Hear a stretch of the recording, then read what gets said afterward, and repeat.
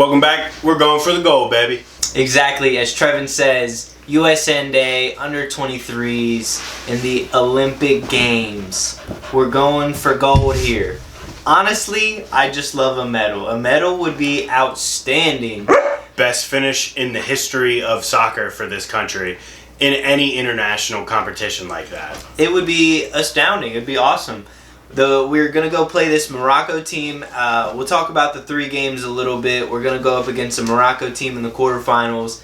It's going to be tough, but if we can win that game, we have a shot. We got a chance. We have a legitimate chance at winning a medal. Yeah. First 3 games, though, we can talk about them a little bit. Overall, not terrible. When you look at all 3 games as its own overarching view, pretty well.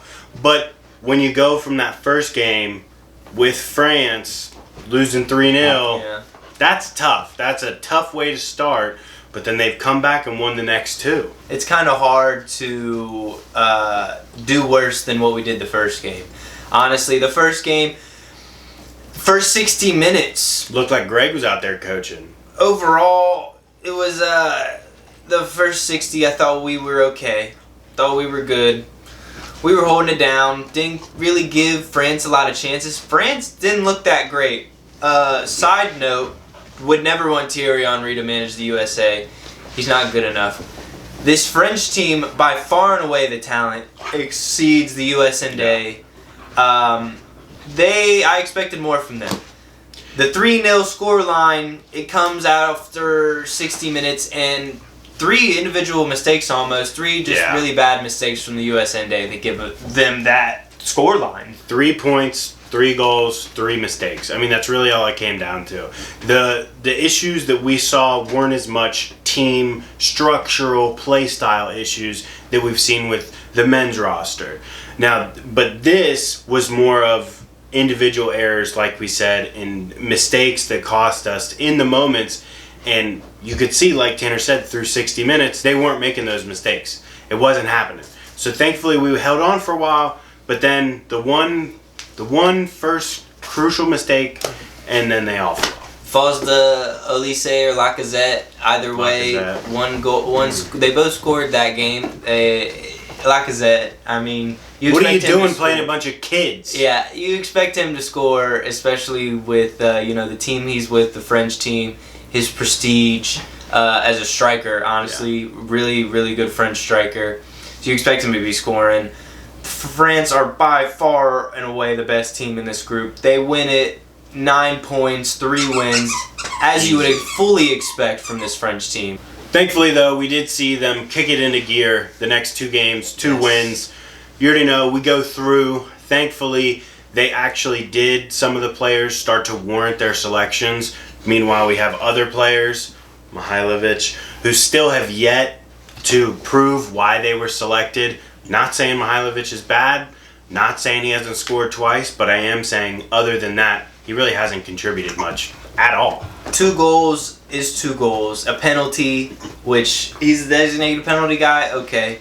A free kick that was beautiful, loved Fantastic. it. In the same game, he scores this free kick against Guinea. He gets subbed off in the 50th minute. So what does that tell you? Yes, he does score the goal, getting subbed off in the 50th minute though. But yeah, these are 2 set piece goals. Yeah. These are not open play goals where we see him being an integral part like he has been in the MLS, but he just hasn't been for us. There were other players we thought should have been selected over him. Somebody like Luna, a young guy. You can take that. You get 23 or older, 23 older players, and we bring in Zimmerman and Robinson, which is respectable, like that for center back. Maybe could have brought in Austin Trusty, but if that's what we want to do, that's what we want to do.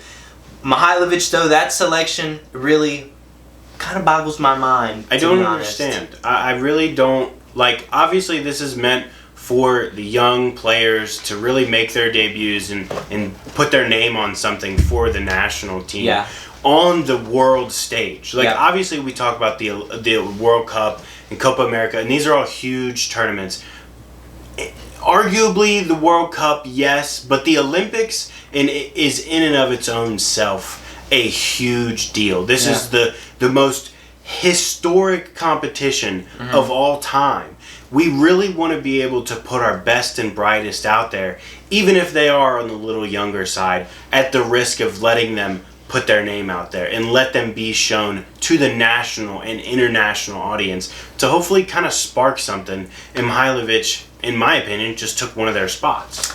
And if you want to ask me my opinion on the selection matter, before we get into who was selected and go into a little bit more of the lineups, I honestly think, what is the reason we don't start or call in some of the younger, more exciting players? Somebody like a Yunus Musa, definitely not 23. He's like 20 years old. He could go in there. He could play. Okay, yes, Buzio and Tessman, good options. Mihailovic, he's older than 23. He's 25. You could add somebody.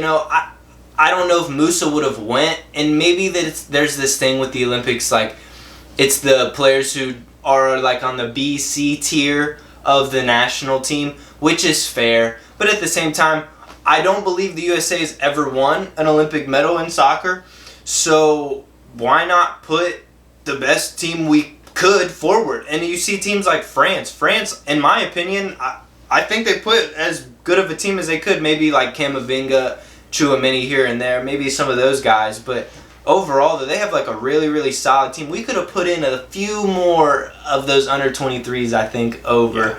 The guys we did select, though, good enough, you know what I mean, to get through this group stage. Again, France was the far better team. These two games we played against New Zealand and Guinea, we should have won. We should be winning all day, every day. They were definitely teams going into this where we're the favorites. You're not guaranteeing anything, obviously. No. There's no guarantees. Panama. Obvious, yeah. Copa America. Fucking anything, Trinidad and Tobago. You never know. Fucking 6 years. You never know. So you really need to put your A game on, especially when you come off of a loss to France. Yes, like we've said extensively, France is the best team in the Olympics, top to bottom, in my opinion, and probably Tanner's. Yeah. They kind of expect to bounce back and do well, but it was really good to see them actually do that and live up to the expectations and the hopes that we have of trying to get that medal.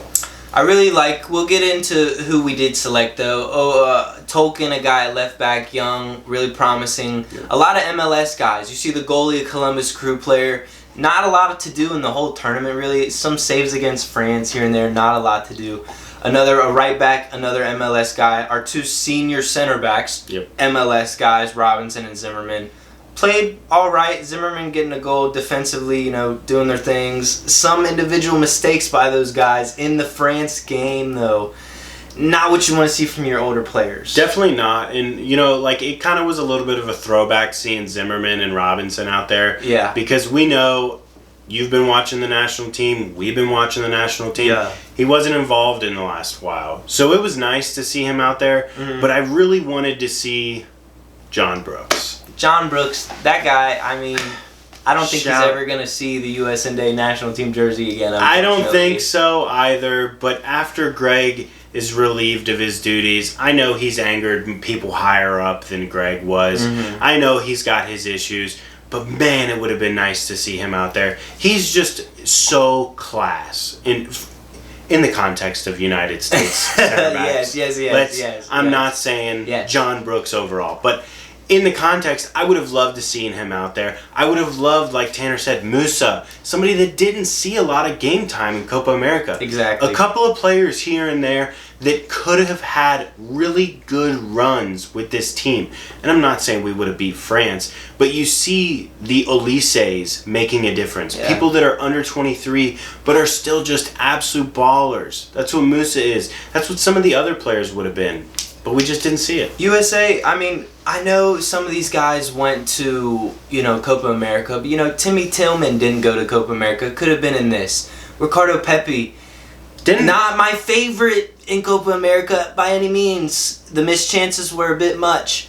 But he's a guy who could go in and play for this team under 23, so we can use those over 23 players in different positions and things like that. And get experience with lesser teams. In the midfield, Tessman holding it down. He's been doing bits. Venezia, partnership with Buzio, those guys were killing it until Buzio picks up this knock in the second game. It's really hard. He's been one of the best players alongside Tessman.